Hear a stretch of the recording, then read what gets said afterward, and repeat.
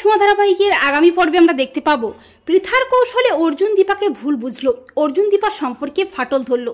হ্যাঁ বন্ধুরা, আমরা এমনটাই দেখতে পাবো অনুরাগে ছোঁয়া ধারাবাহিকের আগামী পর্বগুলোতে। পার্টি থেকে ফিরে এসে পৃথা আবারও তার নাটক শুরু করে দেয়, যদিও দীপা বুঝতে পারে পৃথার নাটক।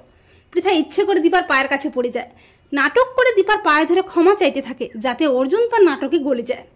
এরপর পরের দিন দেখা যায় দীপা অর্জুন যখন ইনস্টিটিউটে যায় তাদের কাজের জন্য, তখন অফিসের সবাই দীপা অর্জুনকে তাদের নতুন জীবনের জন্য কনগ্রাচুলেট করে। তখন দীপা বলে, আপনাদের কে বলল? তখন অফিসের লোকেরা জানায় অর্জুন স্যারের মা। তখন দীপা বুঝতে পারে পৃথার চালাকি।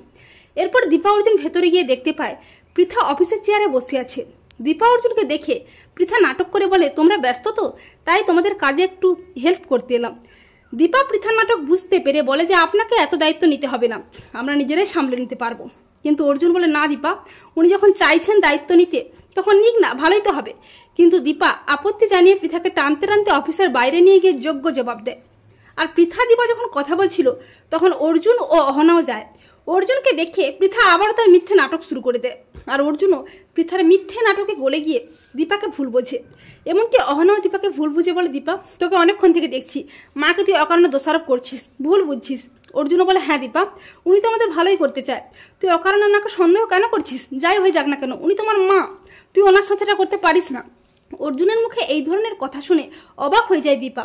দীপা মনে মনে ভাবে, অর্জুনদা, তুমি ওই পৃথা ম্যামের জন্য আমাকে এতগুলো কথা শুনিয়ে দিলে, আজকে আমি অন্য অর্জুনকে দেখছি। তো বন্ধুরা, তোমাদের কি মনে হয়, অর্জুন কি তবে পৃথার কৌশলে দীপাকে ভুল বুঝবে? পাল্টে যাবে কি অর্জুন? অর্জুন দীপার সম্পর্কে কি ফাটল ধরবে?